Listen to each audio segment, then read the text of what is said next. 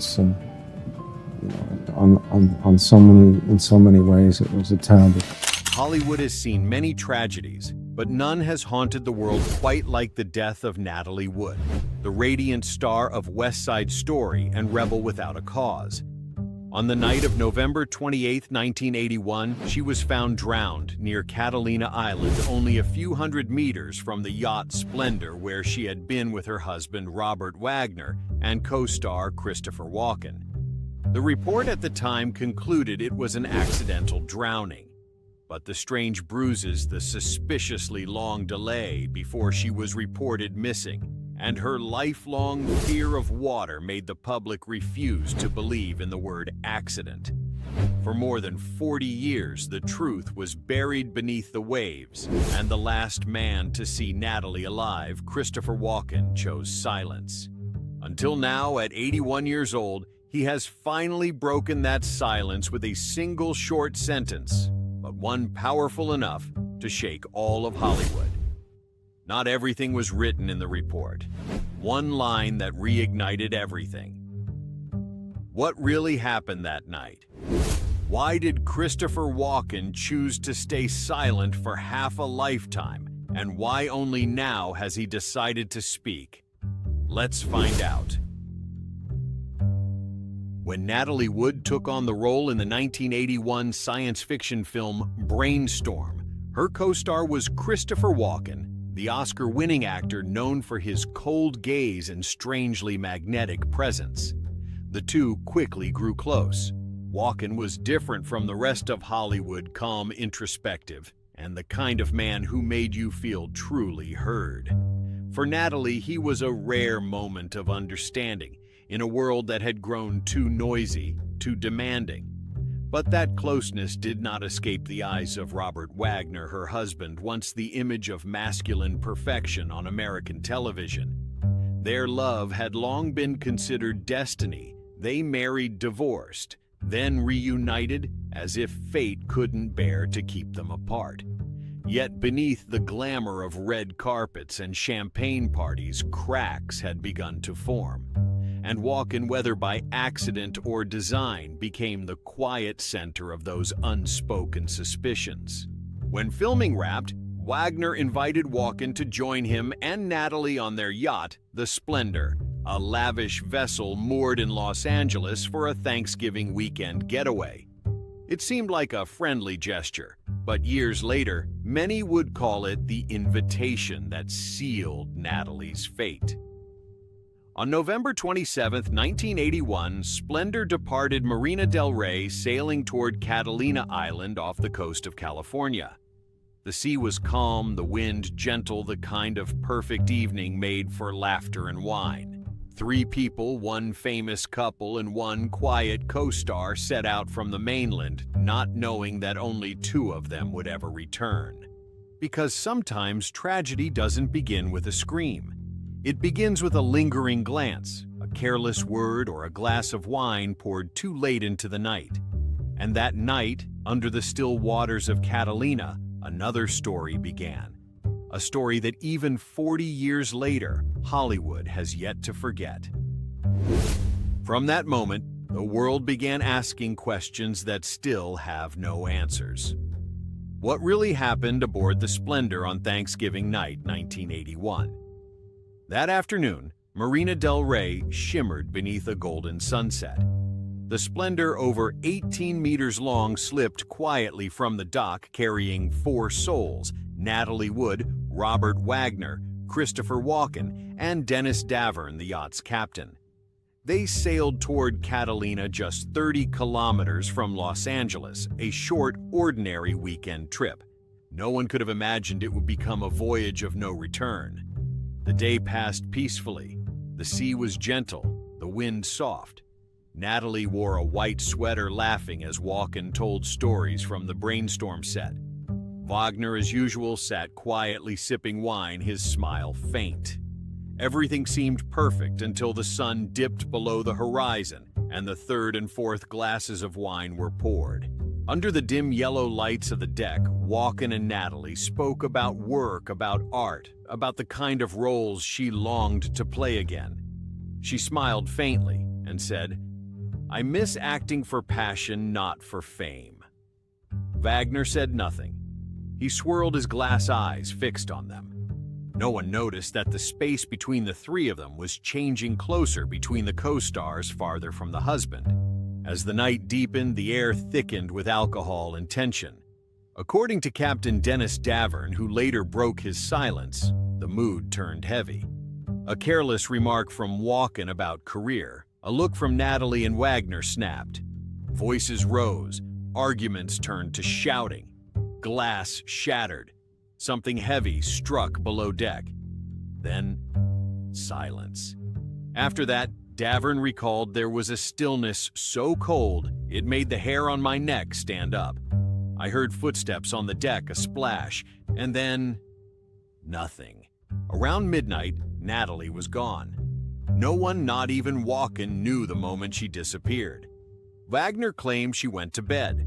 Walken said he heard a noise but didn't think it was serious. It wasn't until dawn that they realized she was missing. 3 hours later, her body was found floating near Catalina's shore, dressed in a nightgown, red jacket, and socks. No shoes, no dinghy nearby. The sea was gray, the air sharp with cold, and the sound of Coast Guard engines echoed through the mist. The first report concluded simply, accident. She fell while trying to tie down the dinghy. A short sentence to close the life of a luminous star. But everyone who knew her director's friend's family disagreed. Natalie was terrified of water, her sister Lana Wood said. She would never go near the deck alone. Never. So why did she leave the cabin? Why did a woman haunted by her fear of drowning end up alone in the dark sea nearly 2 kilometers from the yacht? No one could answer. Police closed the case under accidental drowning, but the public didn't believe it. The press didn't believe it. And perhaps most haunting of all, the man still alive on that yacht, Christopher Walken, didn't seem to believe it either. From that night on, silence began. A silence heavier than the waves off Catalina, and it would last for 40 years. The next morning, as sunlight broke over the gray water, newspapers everywhere screamed the same headline, "Natalie Wood dead at 43." Photos of her body shrouded in a white sheet beside the soaked red jacket stunned the world. Hollywood mourned a golden-era icon gone in mystery. Robert Wagner, grief-stricken, appeared on television. Voice trembling, "I lost the most important part of my life." Christopher Walken. The only other man aboard that night vanished. No interviews, no statements, no appearances. He erased himself from the story that everyone else was desperate to tell. Months later, in one rare encounter with reporters on a New York street, he stopped only long enough to whisper, "Nobody really knows what happened. It was a tragedy." Then he walked away, leaving behind hundreds of unanswered questions. From that moment on, he seemed to close the door to the world. Those who had worked with him said Walken had changed greatly. He spoke less, laughed less, and always kept his distance.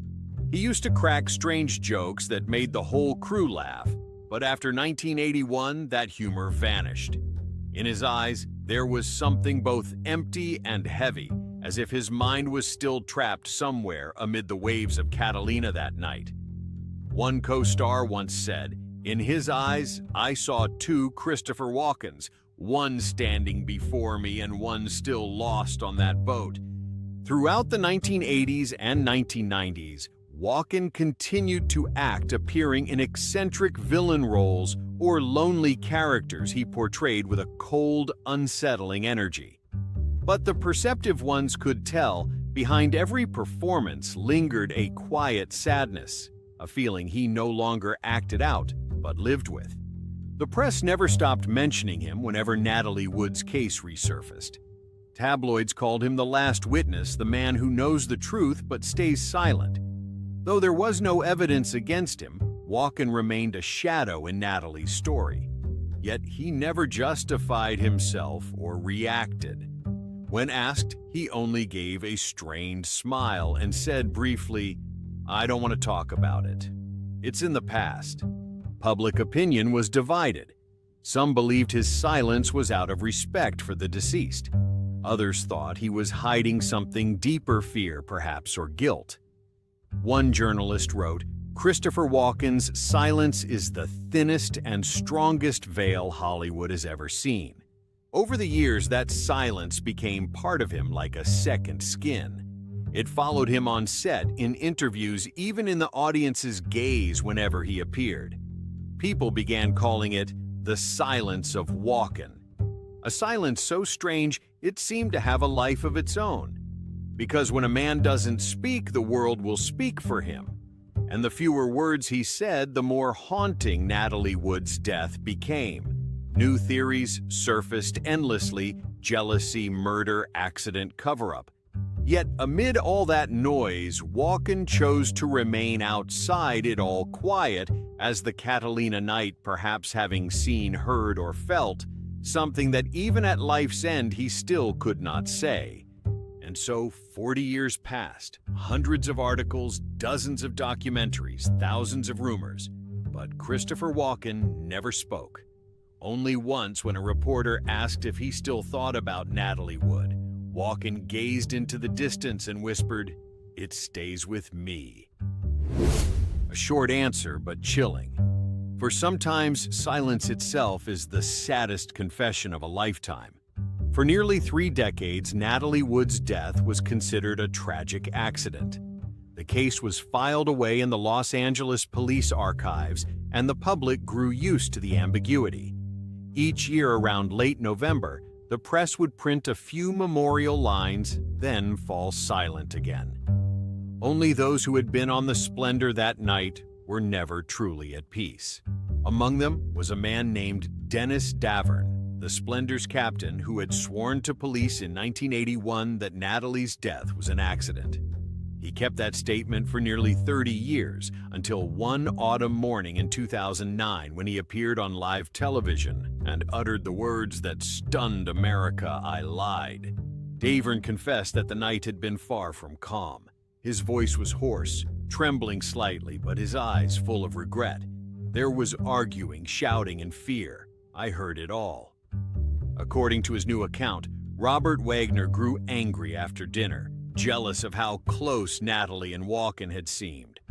A glass fell, words were exchanged, and then Davern said a real confrontation broke out in the cabin. He remembered hearing things crash, Wagner shouting, and then silence.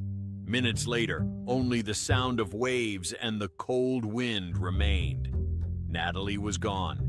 Davern said he begged Wagner to call for help, but Wagner refused, saying she probably went somewhere, she'll be back soon. When Davern finally called the Coast Guard, it was too late. Dawn was near, and Natalie had been dead for hours. That confession shook Hollywood. Newspapers that had long moved on suddenly reignited the story. Everyone wanted to know, why had Dennis Davern stayed silent for 30 years? Fear, pressure, or someone who made sure he couldn't speak? 2 years later, in November 2011, the LAPD officially reopened the case. And in 2018, they released shocking news: Robert Wagner, the husband who had been on the boat that night, was listed as a person of interest in the investigation. The new inquiry delved into details once overlooked. Forensic experts re-examined the scene photos and medical reports, realizing the bruises on Natalie's body did not match a random fall into the water. One investigator said, "We believe something happened before she went overboard." Meanwhile, in a small house in Connecticut, Christopher Walken, then nearly 75, his hair white, his voice slower but still deep, was also contacted by police. According to internal sources, Walken cooperated privately. He did not evade. He recounted that everyone had been drinking that night, that Wagner and Natalie argued, and that the atmosphere on the yacht grew tense. When asked if he had seen or heard anything unusual afterward, he paused for a long time and said only, "I remember the wind was very strong." And then, nothing.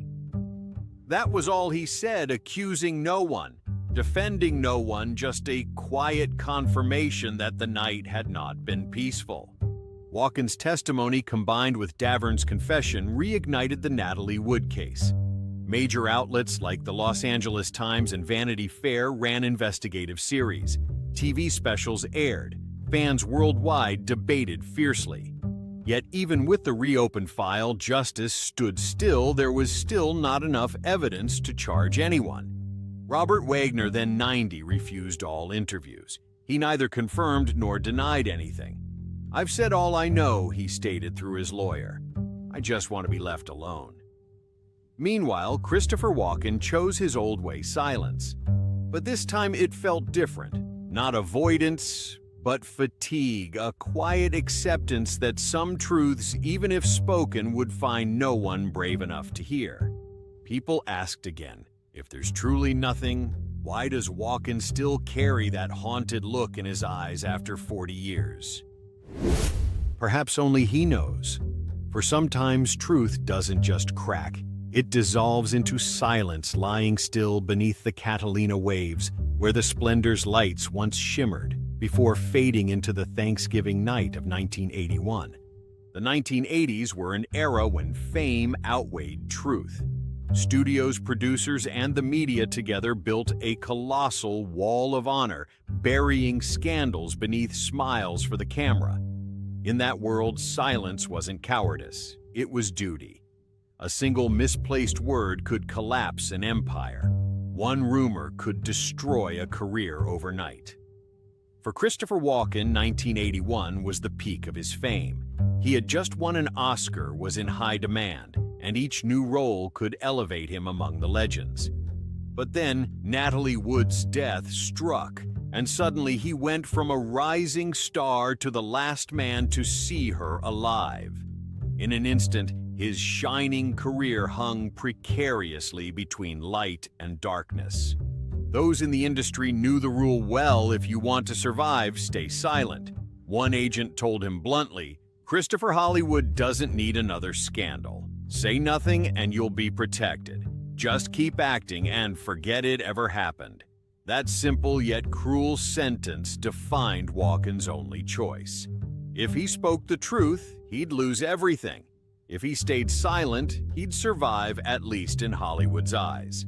As for Robert Wagner, with his influence and image as a beloved husband, he stood in a far stronger position. In 1980s, Hollywood idols were untouchable. The industry would rather protect a reputation than confront the truth. If forced to choose between truth and fame, it would always pick the latter and hope the audience never noticed.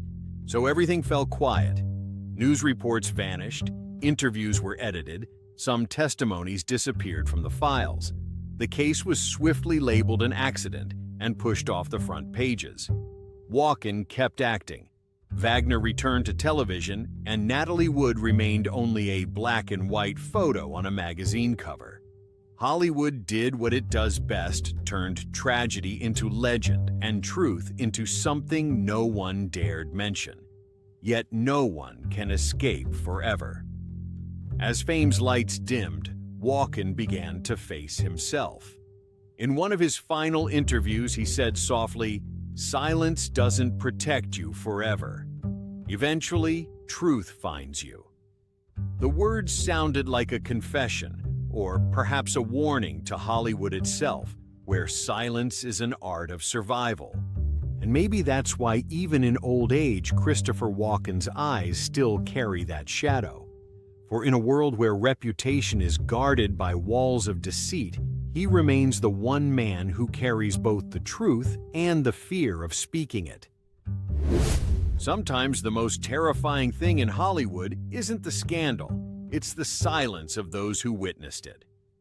Time quietly passed.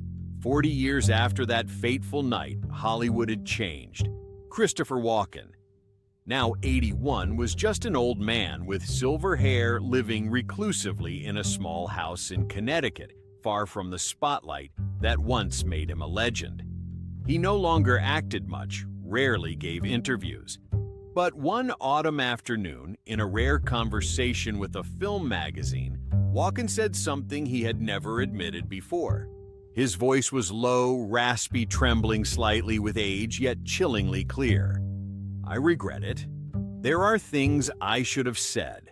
No one knew whom he meant, Robert Wagner, Natalie Wood, or himself. But that one sentence was enough to stun the entire media. For the first time in more than 40 years, Christopher Walken had implied that the night in question was not just an accident. In the interview, he didn't accuse anyone, didn't reveal any details. He simply added one quiet line that sent chills down the spine. Sometimes silence can kill a part of you. Major newspapers reprinted his words, calling them a confession through silence. Those short sentences spread like a crack through the wall that had been sealed for decades. Television shows and podcasts across America immediately began dissecting the case again, replaying old footage, analyzing every expression Walken had made over the past 40 years. But Walken himself seemed indifferent. When the interview ended, he stood up, gave a faint, sad smile, and quietly left. The reporter later recalled that as Walken reached a window, he stopped, gazed at the sea for a long moment, and whispered as if to himself, "The waves are still there." But she's not. The room fell silent. For Christopher Walken, that may have been the final release. For years he had lived with a buried memory, haunted by the thought that maybe with just one small action, one word at the right moment, everything could have been different. For the world, his confession came as a late shock, a reminder of a mystery, long thought to be asleep, reopening Hollywood's old wound. Because Natalie Wood may be gone, but the questions surrounding her never died. The story of a woman terrified of water yet found drowned at sea still leaves millions unsettled. And somewhere within those faded memories, people still recall Walken's sorrowful eyes, the eyes of the last man to see Natalie alive. He didn't cry nor defend himself. He simply let the memories speak for him. And perhaps after 40 years, that was all he could do, speak half the truth and keep the other half to himself for the rest of his life. After that final interview, Christopher Walken almost completely withdrew from the public eye. He lived quietly by the eastern shore, where the winds were gentler and people spoke less of the past. A small house, a wooden chair, a cup of hot tea, and the crackle of an old radio each morning, that was all he needed.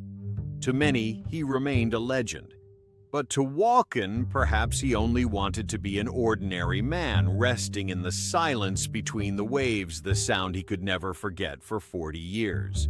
Natalie Wood, meanwhile, lives on in the memory of millions, not as the victim of a tragedy, but as an icon of an era. She was not only the actress of West Side Story or Rebel Without a Cause, but the image of a woman who dared to love, to live, to dream. Her daughter, Natasha Gregson Wagner, once said in a 2020 interview, "I want people to remember my mother for how she lived, not for how she died." The audience applauded. Yet behind that moment lingered a silence, one reserved for the things left unsaid, for memories that never found closure. Even as Hollywood entered a new century, it could not escape the shadow of that Thanksgiving night in 1981. Whenever people speak of the great mysteries of the film capital, Natalie Wood's name always returns like a scar that never heals.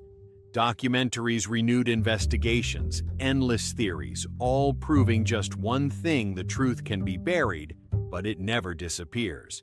As for Christopher Walken, no matter how far he ran, he carried it with him like a part of his body, like a shadow always following under the stage lights. Friends said that whenever he mentioned Natalie, his voice softened and his gaze drifted far away. Once, when asked if he still thought about that night, he quietly replied, "I think there will always be something left unsaid." That was how he ended the story, not with a confession, but with the quiet sadness of a man who had lived too long with memory. Now, both Natalie Wood and Christopher Walken belong to different chapters of history. Only the audience remains still unable to let go of one question that night beyond the sea and the darkness. What else drifted away with Natalie? Perhaps no one will ever know. Yet, in the Catalina night breeze where the sea and sky merge into one, people say that if you listen closely, you can still hear the waves whispering like the faint breath of a secret that never truly sleeps. What about you? Do you believe that after more than 40 years, Christopher Walken has finally spoken the truth? Or was it simply his way of freeing himself from the burden that Hollywood forced him to carry for half a lifetime? Natalie Wood is gone, but her story, that cold night on the Catalina Sea, still haunts us as if it happened only yesterday. A star extinguished, a man who chose silence, and a secret forever adrift between the waves. What do you think of that silence? Is it guilt? Or the only way to survive in a world where a single word can destroy a career? Share your thoughts in the comments below, and don't forget to share this video with those who love the untold stories behind Hollywood's glittering lights, and subscribe to the channel so you won't miss the next journey where together we revisit the people, the memories, and the secrets that once made the whole world hold its breath. Thank you for watching until the end, and see you in the next story where the lights of Hollywood fade. But the truth still remains waiting to be told.